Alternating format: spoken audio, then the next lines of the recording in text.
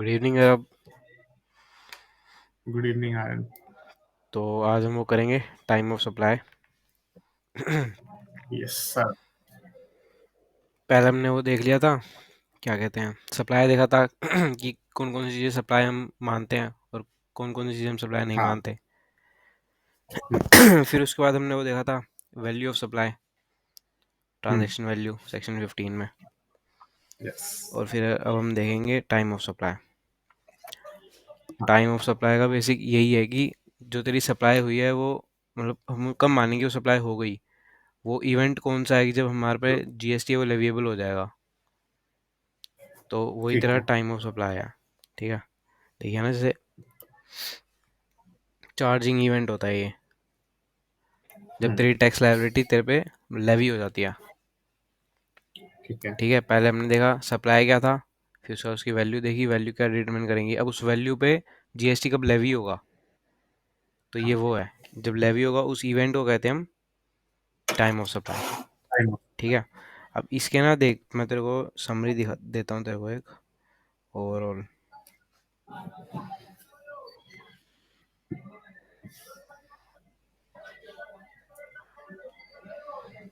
देखिए सेक्शन 12 और सेक्शन 13 है इन दोनों का। अब इसमें जो है सब सेक्शन ये वाले ना, 4, 5 और 6, हाँ। ये तीनों बिल्कुल डिट्टो कॉपी सेम एकदम। अच्छा, ठीक है, ठीक है। ये वाउचर्स क्या है कि वाउचर्स की टाइम ऑफ सप्लाई होगी।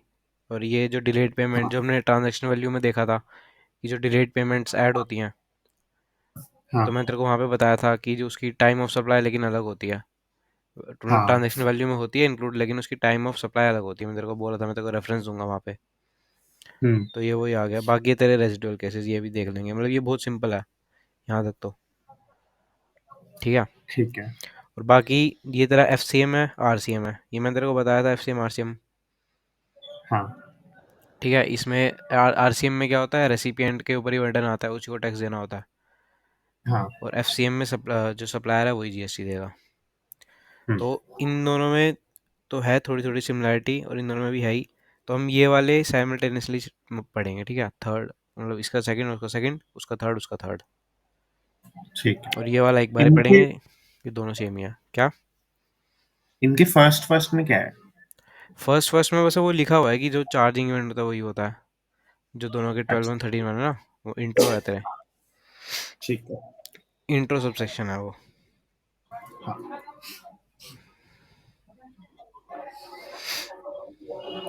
देख, एक तो होता है तेरा टाइम ऑफ सप्लाई, और हाँ, एक तेरा हो गया कि तेरे को इशू, जो इनवॉइस होती है वो तेरे को कब तक इशू कर देनी चाहिए। ठीक है। ठीक है, वो होता है time of issue of invoice.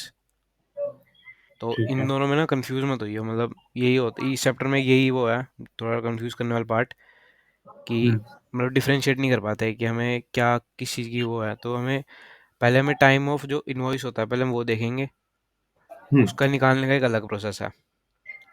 फिर ठीक उसका है। टाइम ऑफ सप्लाई निकालने का अलग प्रोसेस है। ठीक है। ठीक है, तो अभी हम वो देख लेते हैं कि इनवॉइस कब तक इशू हो जानी चाहिए। हम्म, तो यहाँ पे ये वो है, देख, ये अभी हम गुड्स का केस देख रहे हैं, सेक्शन 12 का। ठीक है। ठीक है, देख गुड्स का मैं तेरे को पहले पहले के वो हिस्ट्री देता हूँ। जो पिछला रिजीम था ना, हाँ, उसमें तो जो एडवांस पेमेंट होती थी, हाँ, ठीक है, तो उस पे कुछ वो नहीं था कि मतलब उसको हम टाइम ऑफ सप्लाई में कंसिडर नहीं करते थे, एडवांस हाँ, पेमेंट को। लेकिन हम जीएसटी आया तो फिर इसमें इंसर्ट कर दिया था सेक्शन। उसमें हाँ। वही था कि जो एडवांस पेमेंट था उसको कंसिडर कर रहे थे। अच्छा, ठीक है। ठीक है, लेकिन फिर बाद में जो भी ये थे ट्रेडर सप्लायर से सब, इन्होंने बोला कि हमें तो इसकी आदत नहीं है नहीं। हाँ। तो फिर बाद में उन्होंने क्या करा, जो वो वाला प्रोविजन था ना, वो बाद में अमेंड करके हटा दिया।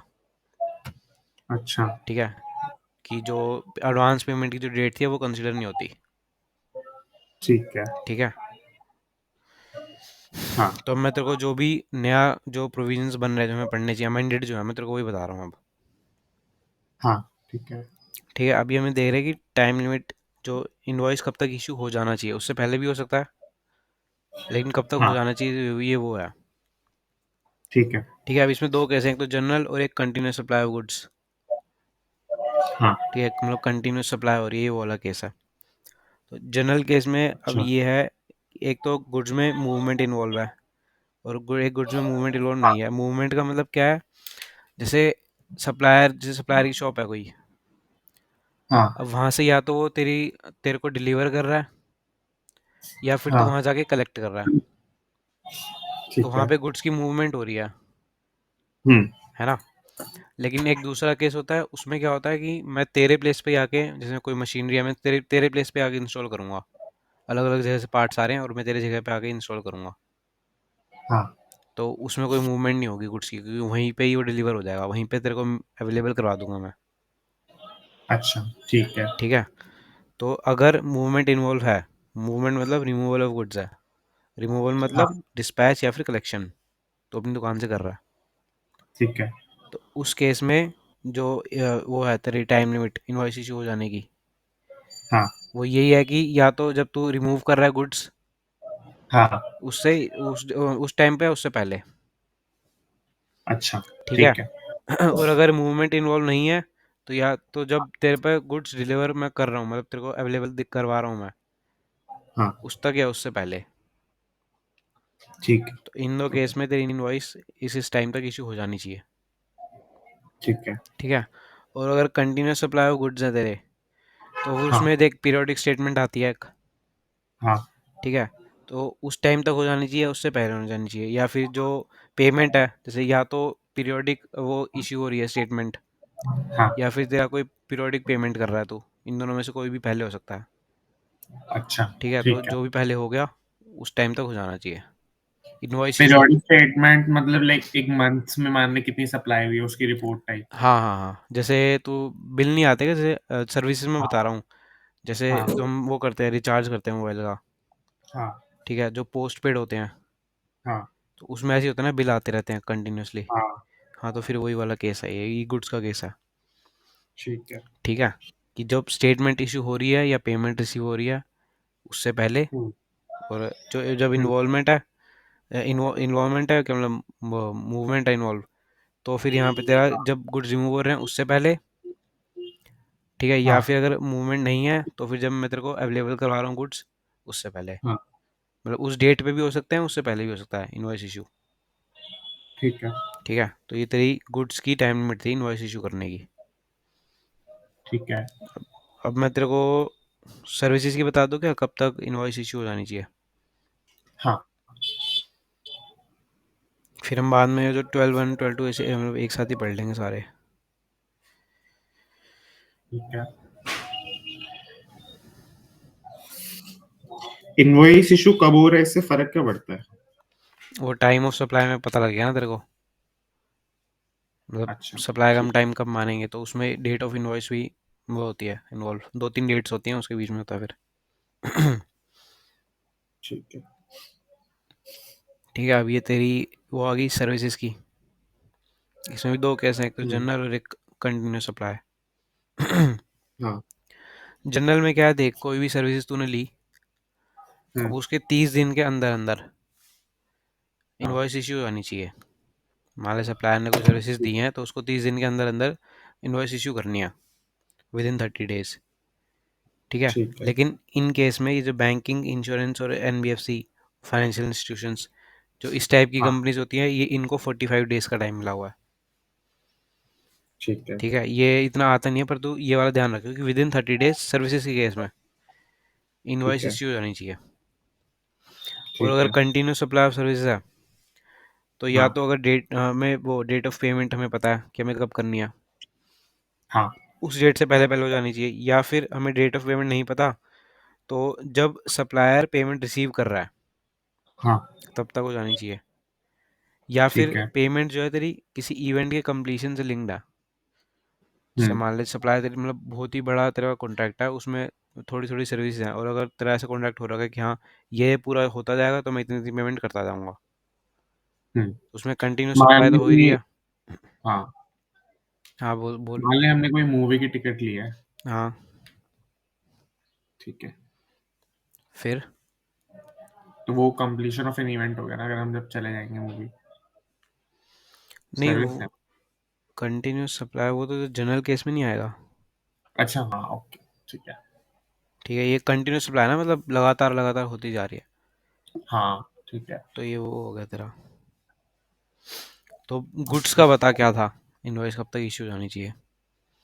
गुड्स में जनरल है अगर, तो फिर उसमें मूवमेंट इन्वॉल्व है। जनरल मतलब कि कभी कभी होता है, एक बार हुआ। तो अगर उसमें मूवमेंट इन्वॉल्व है तो फिर तो तब तक जिस दिन मूवमेंट हो रहा है, और नहीं है तो फिर जिस पे वो रिसीव कर रहा है पेमेंट है कुछ। फिर अगर कॉन्टिन्यूस है तो पीरियोडिक स्टेटमेंट या फिर पीरियोडिक पेमेंट जब भी जारी है उससे पहले। ठीक है। और सर्विसेज के केस में? सर्विसेज का जर्नल है तो 30 डेज, और मतलब बैंकिंग वगैरह का 45 डेज। और अगर कॉन्टिन्यूस है तो 3 है। फिर तेरा अगर ड्यू डेट बन सकती है, मतलब मैं देख के बोल रहा हूँ, ड्यू डेट हम्म। बन सकती है तो उससे पहले। अगर ड्यू डेट नहीं पता है तो फिर जब भी सप्लाई रिसीव करेगा पेमेंट उससे पहले। हम्म। और अगर कोई इवेंट है तो उस इवेंट से पहले। हाँ, तो ये तो इनवॉइस की डेट थी कि इनवॉइस कब तक इश्यू होनी हाँ चाहिए। ठीक है, अब हम वो देखेंगे कि सप्लाई का टाइम हम कब वो करेंगे असरटेन। ठीक है। सबसे पहले तेरा ये आ गया 12/2। हाँ ठीक है, फॉरवर्ड चार्ज का केस है वाला, हाँ गुड्स का केस है। और ठीक है। अब इसमें क्या है, जो तेरी टाइम ऑफ सप्लाई है ना, हाँ अब इसमें एडवांस पेमेंट तो थी नहीं गुड्स के केस में। हाँ ठीक है, ये सर्विसेज के केस में है एडवांस पेमेंट, ठीक है। गुड्स के केस में नहीं है। हाँ तो ये बात ध्यान रखियो हमेशा। सर्विस में है, गुड्स के में नहीं है। तो इसका तो एक स्ट्रेट फॉरवर्ड केस है कि जब तक तेरी इनवॉइस इशू हो रही है, अगर देख हम्म जैसे मान ले इस डेट तक इनवॉइस इशू हो जानी चाहिए थी। हम्म। ठीक है, और या इससे पहले हो गई इनवॉइस इशू, हाँ तो तेरी टाइम ऑफ सप्लाई हम ये मान लेंगे। ठीक है। लेकिन अगर इसके बाद हुई है इशू इशू इनवॉइस, हाँ तो फिर हम ये वाला डेट मान लेंगे। ठीक है। मतलब या तो तेरी इनवॉइस जब तक इशू हो जानी चाहिए तब तक हो गई है तो अच्छी बात है, हम्म। उसको मान लेंगे हम टाइम ऑफ सप्लाई। ठीक है, लेकिन अगर उससे पहले हो गई है तो हम उसको मान लेंगे टाइम ऑफ सप्लाई। हाँ और उसके बाद हुई है तो फिर यही वाली है लास्ट, मतलब जब तक इनवॉइस इशू हो जानी चाहिए। हाँ ठीक है। ये देखिए यहाँ पे ना, अगर इनवॉइस इशू हो गई है within the time frame, हाँ तो डेट ऑफ इशू इनवॉइस मतलब उससे पहले हो गई है या फिर हाँ। उस डेट तक हो गई है। और हम्म अगर वो within the time frame issue नहीं हुई है, तो फिर हम्म। Last date by which invoice should be have been issued. तो अब पता लग गया तेरे को कि हमने क्यों ठीक है। देखा है कि इनवॉइस कब तक इशू होनी चाहिए। हाँ ठीक है। ठीक है, ये गुड्स का केस था फॉरवर्ड चार्ज का। अब मैं तेरे को सर्विसेज का दिखाता हूँ।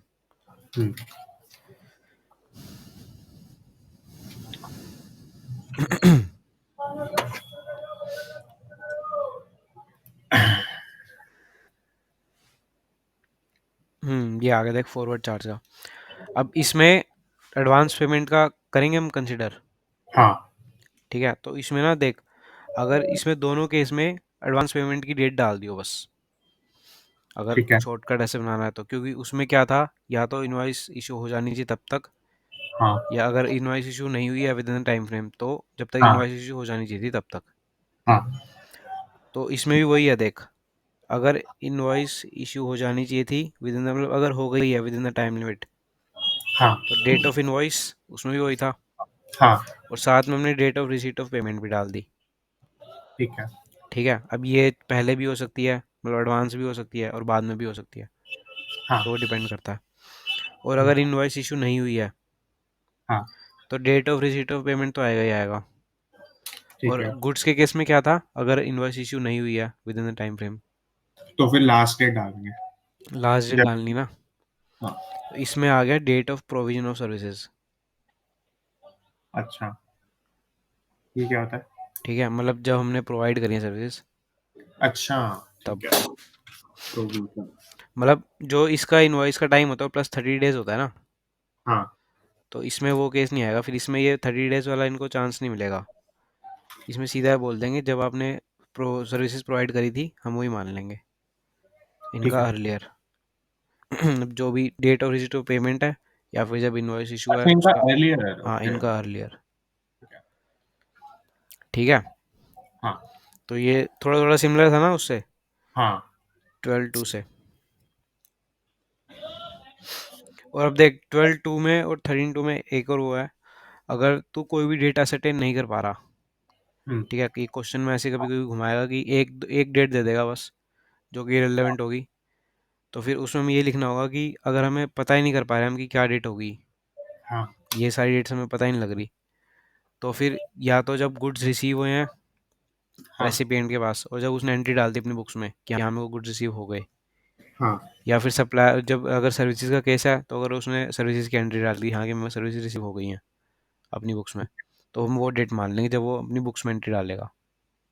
ठीक है। ठीक है, ये तभी आएगा जब हमें ऊपर वाली डेट्स के बारे में पता नहीं लग रहा, हाँ। वैसे नहीं आएगा। ओके।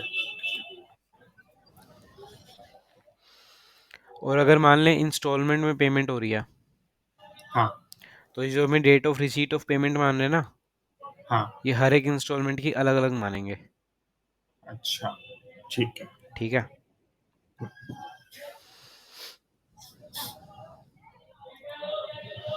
और एक और इस चैप्टर में पॉइंट है, जैसे ये date of receipt of payment है, हम्म। ठीक है, और ऐसी आएगा कि जब हम डेट ऑफ पेमेंट लेंगे, हाँ ठीक है, तो इसमें पेमेंट हो रही है या रिसीव हो रही है पेमेंट, तो इसमें क्या होता है, दो बुक्स होती हैं, देखो पता होगा, एक कैश बुक होती है और एक पासबुक होती है। हाँ। पासबुक जो बैंक के पास मेंटेन हो रही है। हम्म। अब अगर तूने कैश बुक में पहले एंट्री डाल दी, हाँ मान लो तूने पेमेंट करी थी, पेमेंट रिसीव हुई है, तूने एंट्री डाल दी, और हाँ। वो चेक पड़ा तेरे पास, और चेक तेरा बाद में गया है, तो इधर बाद में डली एंट्री। हाँ। तो जो इन दोनों में से पहली होती है ना, हाँ। पासबुक और कैश बुक में से पहले, हम्म। तो वो वाली डेट हम मानते हैं date of receipt of payment. ठीक। और ऐसी डेट ऑफ पेमेंट में अगर हमने कैश बुक में पहले करी थी तो कैश बुक वाली, अगर पासबुक हम्म। से पहले करी तो पासबुक वाली। मतलब इसको ठीक। ऐसे लिखते हैं, date of payment recorded in recipients cash book, मतलब कैश बुक हाँ। तो लिखते हैं, बुक्स ऑफ अकाउंट्स ऐसे लिखते हैं। हाँ। और payment, date of payment debited from recipients account, bank हम्म। अकाउंट ऐसे। अच्छा ठीक है। ठीक है। और इसमें एक एडवांस अभी जैसे मिल रहा है तो एडवांस। मतलब हम इन दोनों में से जो अर्लियर होगा डेट ऑफ रिसीट या फिर पेमेंट वो लेंगे। क्या कह रहा है? मतलब ये जो ऊपर जो लेना है डेट ऑफ, जो अगर कोई ऊपर वाली डेट्स अवेलेबल नहीं होंगी तो हम हाँ, date of receipt of payment लेंगे या डेट ऑफ पेमेंट लेंगे, उनमें भी गैप हो अगर सकता है। ऊपर वाली रेलेवेंट नहीं होंगी तो, अगर ऊपर वाली दे नहीं रखी तो, जो रेड कलर से लिखा है ना ये वाला केस हुआ तो। अरे तो फिर हम वो लिखेंगे ना कि जब हमारे पास सर्विस या गुड्स रिसीव हो गए, रेसिपिएंट अपनी बुक्स में डाल हाँ। देगा हाँ। ओके। कि गुड रिसीव्ड ऐसे। हाँ। अच्छा ठीक है ठीक है ठीक है, हाँ। तो ये पेमेंट से रिलेटेड नहीं है। हम्म। अब इसमें क्या था, ये एडवांस भी ले लिया यहाँ पे इन्होंने। हाँ। ठीक है, मान ले बाद की कोई सी सप्लाई का एडवांस लिया होगा इन्होंने, हाँ। तो उसका तो अभी से टाइम ऑफ सप्लाई मान रहे हैं, है ना, हम्म। सर्विस के केस में। हम्म। लेकिन यहाँ पे 1000 तक की ना वो दे रखी है, रिलीफ दे रखा है 1000 तक का, अच्छा। कि अगर आपके पास पहले रिसीव हो गए और हाँ। खाली मान ले 500 रिसीव हुए हैं एक्स्ट्रा एडवांस में, हाँ। तो वो हाँ। 500 हम नेक्स्ट इनवॉइस में एडजस्ट कर सकते हैं। ठीक है। ठीक है, मतलब अगर 1000 तक के तेरे पास एडवांस आया है तो वो तू नेक्स्ट इनवॉइस के साथ उसकी टाइम ऑफ सप्लाई कंसीडर कर सकता है। अच्छा ठीक है। तेरे को ये रिलीफ दिया हुआ है, अगर अगर मान ले 1000 से ऊपर है हाँ। तो फिर उसका नहीं होगा कुछ। ठीक है। ठीक है। हम्म। और ऐसा भी नहीं होगा कि मान ले अगर 1200 आया हुआ है हाँ। तो तू 1000 को नेक्स्ट में कर देगा और 200 को मतलब अभी करना पड़ेगा, ऐसा भी नहीं है। अगर 1000 से ऊपर हो गया तो वो अभी तो हो पूरा। जाएगा ठीक है। कंसिडर। और फिर 1000 से ऊपर है तो पूरा ही लगेगा या सिर्फ 200 पे लगेगा।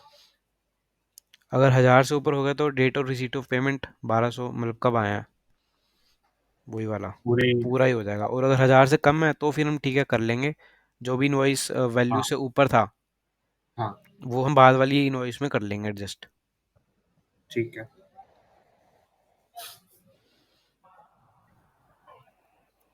ठीक है। हम्म। अभी तेरा 12/2 और 13/2 हो गया। ठीक है। अब ये हमने देखा था फॉरवर्ड चार्ज, हम्म। इसमें हमने सप्लायर के पॉइंट ऑफ व्यू से देखा था। हम्म। अब हम देखेंगे रिवर्स चार्ज हम्म। रेसिपिएंट के पॉइंट ऑफ व्यू से। हम्म। हम्म।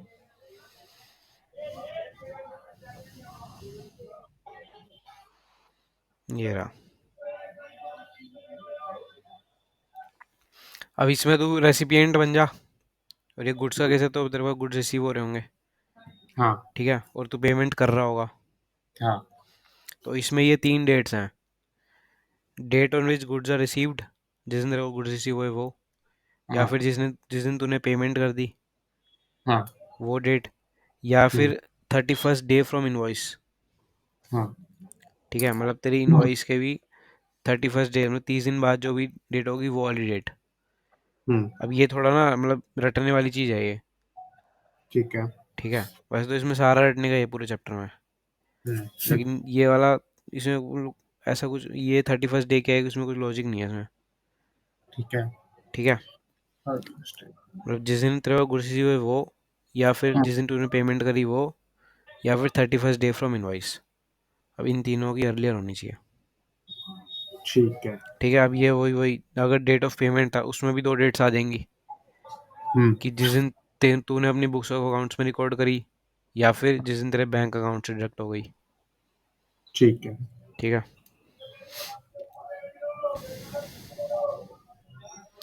और अगर ये कोई डेट्स पता नहीं, तो फिर वही वाली डेट आ जाएगी जिस दिन तेरी गुड्स, मतलब रेसिपिएंट अपनी बुक्स में एंट्री डाल रहा है, लेकिन वो तो यहाँ पे कवर हो ही गई है पहले से डेट, हम्म, है ना। हम्म, ये था रिवर्स चार्ज तेरा। ठीक है।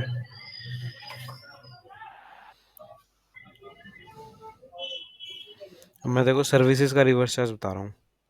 हम्म,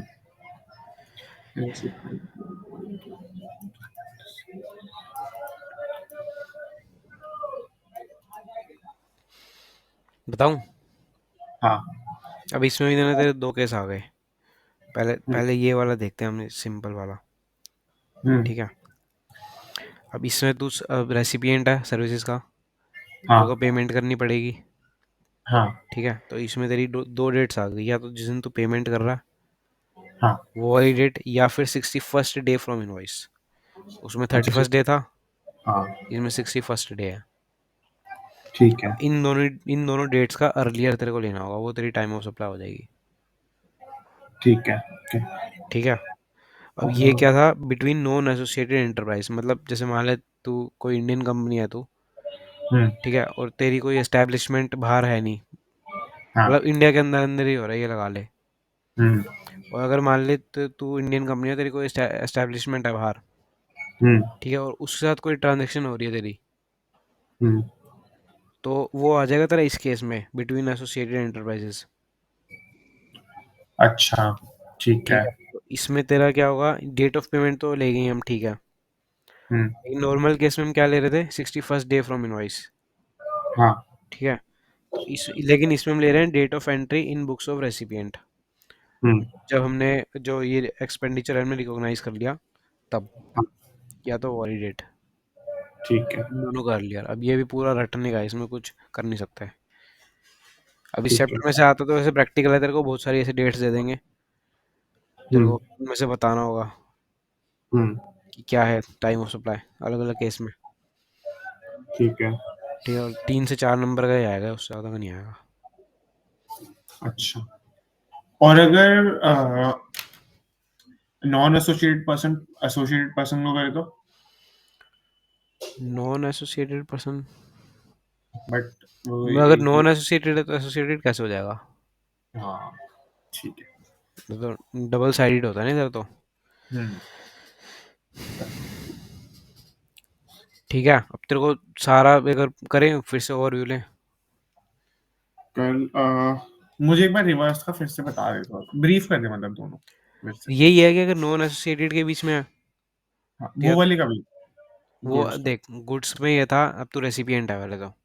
हाँ। गुड्स में था, या तो जिस दिन तू पेमेंट करा है, डेट ऑफ पेमेंट, ठीक पेमेंट है। की भी दो डेट्स थी, हाँ वो बताने की जरूरत है नहीं। हाँ, कैश बुक पासबुक। हाँ ठीक है, डेट ऑफ पेमेंट या फिर जिस दिन तू गुड्स रिसीव कर रहा है वो वाली डेट। हाँ ठीक है, या फिर 31st डे फ्रॉम इनवॉइस, इन तीनों की अर्लियर। ठीक है। और अब तेरा सर्विसेज केस में दो केस आ गए, हम्म। एक तो एसोसिएटेड एंटरप्राइज है और एक नॉन एसोसिएटेड है। हाँ अब नॉन एसोसिएटेड में क्या था, कि या तो डेट ऑफ पेमेंट हाँ। या फिर 61st डे फ्रॉम इनवॉइस। ठीक है। और एसोसिएटेड में क्या था, डेट ऑफ पेमेंट तो था ही, हाँ और साथ में वो था, क्या कहते हैं, date of entry in recipient books, हाँ। जब उसको रिसीव होंगी वो, मतलब जो उसने एक्सपेंडिचर अपना वो रिकॉग्नाइज कर लिया, ठीक है। वो वाली ओके। डेट। हम्म, ठीक है, आरसीएम का हो गया क्लियर। हाँ अब ठीक है। और इसमें भी वही है, अगर कोई मतलब तेरे को पता नहीं लग रही हम्म, डेट, तो फिर जिस दिन तू अपनी सर्विसेज रिकॉग्नाइज करेगा बुक्स में, हाँ तो ये वो आ गया तेरा। ठीक है। ठीक है, हो गए। हाँ 12 2 डन 12 3 कर। 13 3। हम्म, अब तेरे आगे वाउचर। हाँ वाउचर का बिल्कुल सेम है, ये देख मैंने यहाँ पे लिखा हुआ है क्या, देखिए 13 5 सेम एज 12 5, 13 6 सेम एज 12 6। ठीक है, ये मैं 13 4 बता रहा हूँ तेरे को, 13 4 और 12 4 दोनों सेम है बिल्कुल। ठीक है। अब वाउचर जैसे तेरे अमेजोन गिफ्ट कार्ड हो गए, हम्म, अगर तू जब वो परचेज कर रहा है, हाँ अगर तेरे को पता है उस टाइम पे जिस टाइम तेरा वाउचर इशू हो रहा है कि तेरा वो वाउचर किस पर्पस के लिए यूज होएगा, हाँ ठीक है, अगर तेरे को स्पेसिफिक प्रोडक्ट पता है कि उस पर इतना जीएसटी लगता ही है, हाँ। तो फिर तेरा जीएसटी कब लेवी होगा, जब तू वाउचर इशू हो रहा होगा तेरे को तब। अच्छा। ठीक है, क्योंकि तेरे को पता है ना कि हाँ भाई ये वाउचर उसी चीज़ के लिए यूज हो सकता है, हम्म, उस पर लगना है उतना जीएसटी है, तो पहले ही ले लो।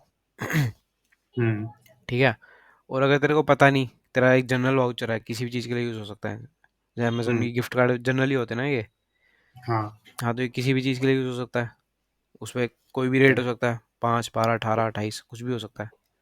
हाँ तो उस केस में क्या होगा, जब वाउचर रिडीम करेंगे ना, हाँ तब लगेगा जीएसटी। ठीक है। ठीक है, हाँ ये तो सिंपल था ना, ये तो बिल्कुल, हाँ ये तो आसान इसमें लॉजिक भी है। और ये देखिए भाई, अगर आइडेंटिफाइबल है कि हाँ भाई यही सप्लाई होनी है, तो फिर डेट है। ऑफ हाँ इशू ऑफ वाउचर, डेटा शू और अगर हमें नहीं नहीं तो। पता तो फिर डेट ऑफ रिडेम्पशन। ठीक है। ठीक है, यस। और अब सब मैं तेरे को बताता हूँ डिलेड पेमेंट, जो ट्रांजैक्शन वैल्यू मैंने बताया था तेरे को सेक्शन 15 में, कि डिलेड और ये पेमेंट्स। सर्विसेज के लिए भी एग्जैक्टली सेम है। क्या?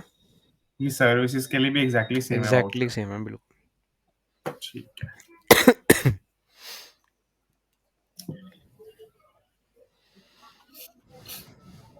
ये देखिए रहा ना,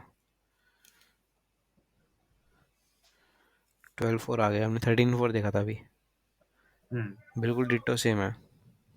ठीक है। अब मैं तेरे को बताता हूँ डिलेड पेमेंट से हाँ इंटरेस्ट, लेट फी, पेनल्टी, ये सब तेरा हाँ ट्रांजैक्शन वैल्यू में इंक्लूड होता है, हाँ लेकिन इसकी जो टाइम ऑफ सप्लाई होती है वो अलग हो सकती है। हाँ मतलब उस पे जो तेरा जीएसटी तेरे को पे करना चाहिए, वो कब तक पे करना चाहिए, वो टाइम अलग हो सकता है। हाँ ठीक है, और वो टाइम कब होता है, जब सप्लायर को एक्चुअली रिसीव हो जाती है।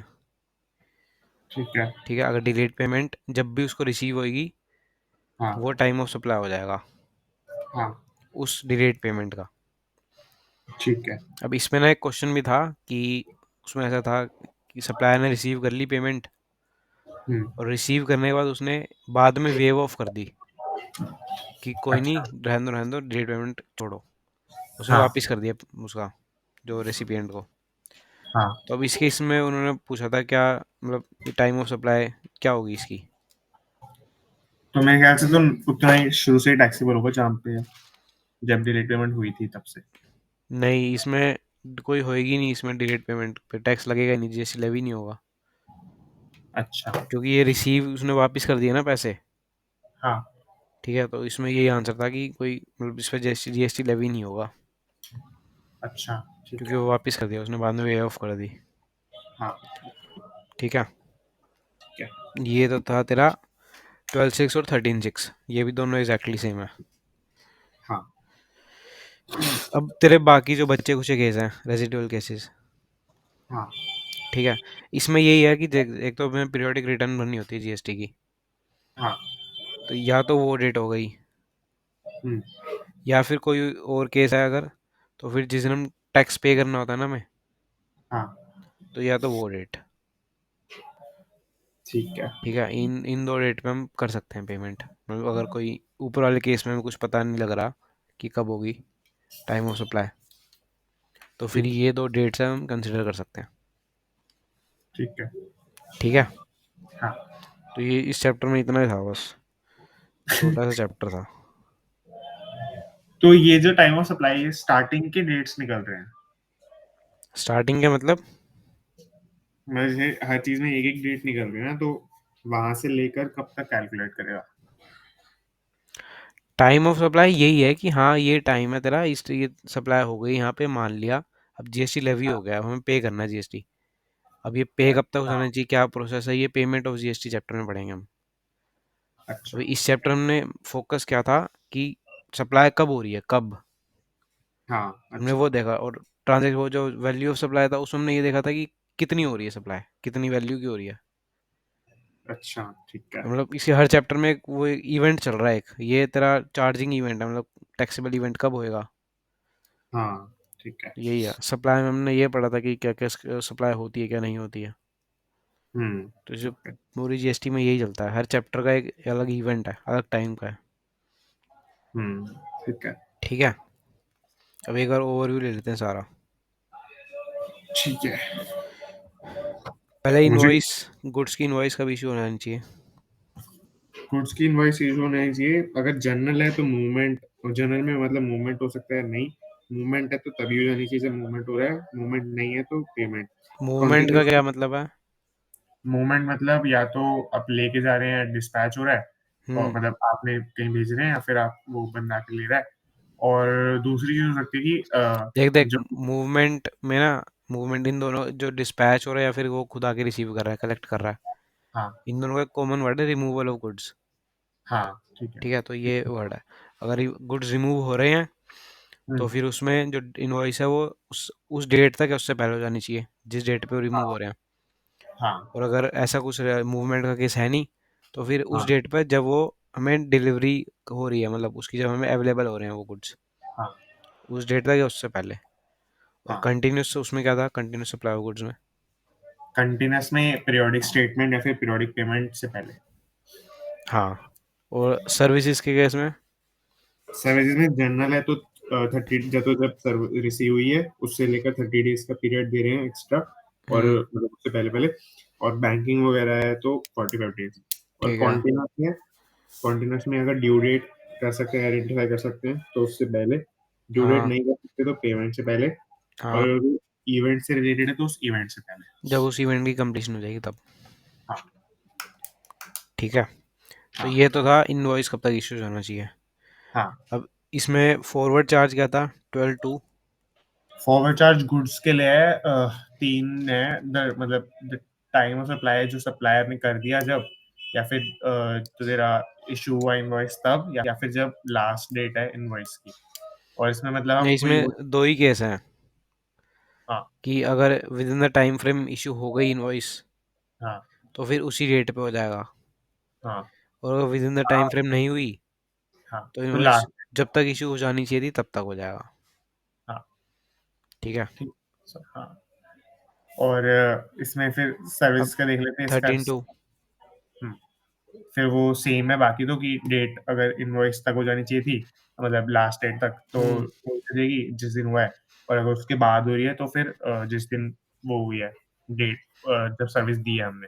और इसके अलावा एक डेट ऑफ मतलब रिसीट ऑफ पेमेंट है, वो मतलब कि जब पेमेंट हो रही है। और ये हम लेंगे कि अर्लियर सप्लायर और सप्लायर की bank account passbook cash book में से अर्लियर लेंगे इनमें। ठीक है ठीक है। और इनवॉइस और डेट ऑफ इशू जो है इनमें भी अर्लियर लेंगे फिर वापस। हम्म। और दूसरे केस में भी। अब इस पे 12/3। 12/3 तेरा रिवर्स चार्ज है गुड्स का। मतलब या तो जब जिस दिन गुड्स रिसीव हो गए हैं, या हाँ फिर goods की पेमेंट जिस दिन हुई है। और अगर हाँ। इंस्टॉलमेंट है तो फिर हर की अलग अलग इंस्टॉलमेंट की। और उसके अलावा डेट इमेज मतलब उसके 30 फन डेज तक, पे इनवॉइस की 31 डेज, 31st डे। 31 डेज तक। हाँ तो 31 डे मतलब 30 दिन ऐड करेंगे। हाँ, 30 दिन ऐड करेंगे, 31st डे आ जाएगा। तो date of issue of invoice जो लास्ट थी उससे मतलब लास्ट नहीं थी जो लास्ट नहीं, जो भी नॉर्मल। हमने उस प्रोसेस से निकाली थी। हाँ, वही। हाँ। उससे फिर 30 डेज उसमें ऐड करके इन तीनों में से जो अर्लियर होगा। हम्म। और अब इसमें 13/3 में? 33 इसका सप्लाई का सर्विसेज का है रिवर्स चार्ज। इसमें तेरा नॉन एसोसिएटेड पर्सन के बीच में हो रहा है। हम्म। तो डेट ऑफ पेमेंट और डेट 60 डेज प्लस करके day from 61st। Invoice.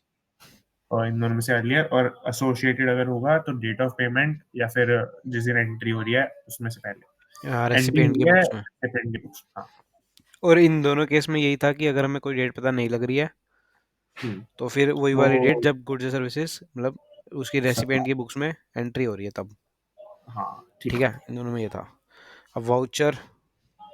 Voucher में इजी है, जिस दिन इशू हो रहा है वाउचर, या तो तब अगर आइडेंटिफाई नहीं है किस काम के लिए इशू हो रहा है या टाइम पे, तो हम्म। फिर जब रिडीम कर रहे हैं, जो यूज कर रहे हैं वाउचर। ठीक है, मतलब अगर इन आइडेंटिफाई हो गई है सप्लाई तो फिर जब हाँ। इशू कर रहे हैं तभी, और अगर नहीं हो पा रही तो जब रिडीम कर रहे हैं तब। हाँ। और डिलेड पेमेंट। डिलेड पेमेंट का है कि मतलब अगर कोई लेट फी वगैरह जो भी देनी पड़ती है इसमें, हाँ। के ऊपर जीएसटी लगा रहे हैं, तो जब ये रिसीव हुई है तब से लगा देंगे। हाँ, जब भी रिसीव हुई तब हो गई। और रेजिडुअल केसेस में। रेजिडुअल केसेस में मतलब जो भी है, अगर वो, यार रेजिडुअल का तो नहीं याद। रेजिडुअल में वही था कि या अगर रिटर्न फाइल कर रहे हो तो या तो हाँ। तब, या फिर जब टैक्स पे हो रहा है तब। हाँ ठीक है। रिटर्न फाइल कर रहे हो तब, या क्या टैक्स पे हो रहा है तब। हाँ, तो ये इतना सा चैप्टर था ये, ठीक है। थोड़ा सा। बढ़िया। बाकी इसमें कुछ था नहीं। बढ़िया। ठीक है। बढ़िया फिर। हाँ। अब पूरा याद ही होगा ना तेरे तरह से पूरा चैप्टर। हाँ, ये याद ही हो गया। हाँ, तो इसमें यही था, मतलब डेट्स को लेकर थोड़ा सा लगता है कि अजीब सा रटने वाली चीज़ें हैं, लेकिन अगर हम्म। रट जाती हैं फिर इजी लगता है। ऐसा कुछ है नहीं। हम्म। ठीक है, अब मैं तेरे को ठीक है। क्वेश्चन दिखाऊं इसके। दिखा। वैसे क्वेश्चंस ट्रिकी होंगे, बट ऐसा मैं सोच पा रहा हूँ। नहीं नहीं। नहीं। ना। अच्छा। बढ़िया।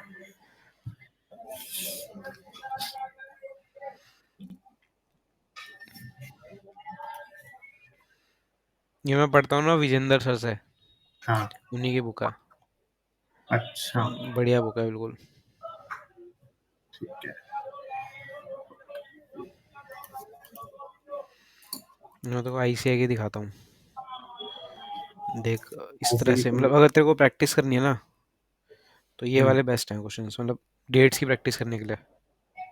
अच्छा। ठीक है। तो इसमें ये देख, ऐसी तेरे को डेट्स दी हुई हैं अलग अलग, हाँ। और इसमें तेरे को बतानी होगी क्या है टाइम ऑफ सप्लाई। ठीक है।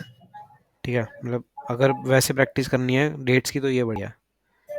लेकिन हम्म। क्वेश्चंस बिल्कुल ऐसे नहीं आते बिल्कुल डेट के लिए, मतलब तेरे हम्म। को ऐसी थ्योरी टाइप में दिया होगा इस टाइप से। अच्छा। ठीक है। ठीक है, भाई इतना मुश्किल होता नहीं है पर सही है। ठीक है। ये वाला देख ले एक बार, एक क्वेश्चन।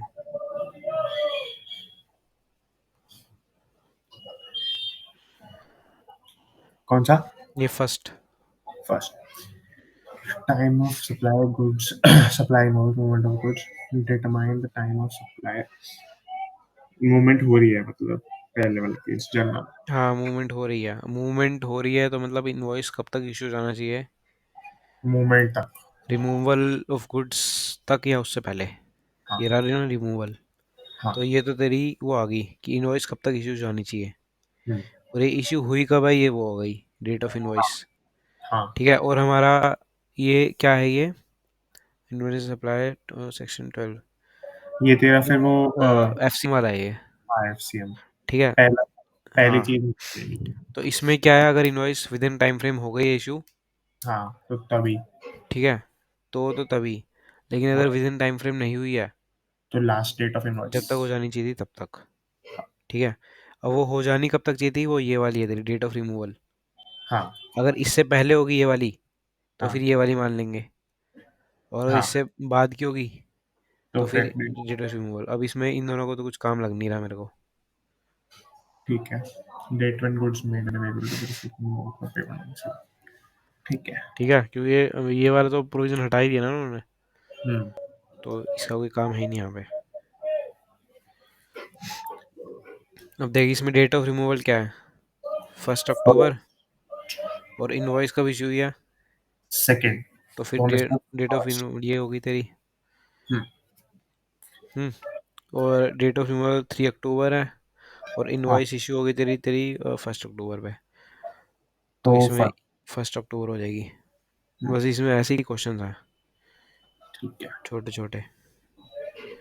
और पेपर में भी ऐसे ही आते हैं, मतलब इतने वो नहीं होते, सिंपल थ्योरी टाइप होते हैं। ठीक है। ठीक है। बस इसमें जो वो होता है ना 31st day, 61st day RCM वाले केस में, हाँ। वो ध्यान रखना पड़ता है। पहले इसमें से इनवॉइस की डेट निकालो, फिर उसमें 61st डे ऐड करो, फिर उसको हम्म, कंपेयर करो बाद में। अच्छा ठीक है, तो ठीक यहाँ है। पे गड़बड़ हो सकती है, तो ये थोड़ा ध्यान रखने वाली चीज़ है। हम्म। बस बाकी तो इसमें कुछ था नहीं चैप्टर में। अगर हम 31st डे देखते हैं, हम्म। तो अगर हम 30 दिन ऐड करते हैं और 31st डे को ही हुआ है, मतलब एग्जांपल लेते हैं, अगर मान ले 31st जैन की बात, नहीं जैन नहीं, अक्टूबर ले लेते हैं, 31st अक्टूबर की बात कर रहे हैं, हम्म। और वहां से हम 31 डेज कैलकुलेट करते हैं, तो 1 जैन आता है, फर्स्ट तो दिसंबर हम देख, वैसे आफ्टर 30 डेज होता है ना, हाँ तो इसमें हम, तो अगर 30 ऐड करेंगे हाँ, तो कितना आएगा? 30th नवंबर। 1 दिसंबर आएगा ना फिर, 30 ये ऐड करेगा तो, अक्टूबर था ना ये? हाँ हाँ तो 30 ऐड करेगा तो 30 नवंबर तक जाएगा, फिर एक और ऐड करना पड़ेगा। 30 ऐड अगर हमने करा है तो फिर पहला दिन, दूसरा दिन, हाँ। हाँ तो उसका अगला दिन होगा फिर। थर्टी तो वन अभी, डेज ऐड कर दियो मतलब। तो अगर मान ली 31st अक्टूबर को सर्विस दे दी, और 1 दिसंबर को हो रहा है, नहीं सॉरी गुड्स दे दिए, और 1 दिसंबर को हो रहा है, फिर 1 दिसंबर को हो रहा है। हम्म, हाँ तो 31st डे वही आ गया ना, 1 दिसंबर ही तो आ गया। अच्छा तो 1 दिसंबर लेंगे। हाँ। ठीक है। ठीक है। ओके। हाँ। चल ठीक है, फिर आज की क्लास में इतना ही था। ये वाला चैप्टर ओके। तो हो गया पूरा। यस। ठीक है। ठीक है। Okay bye. Bye bye.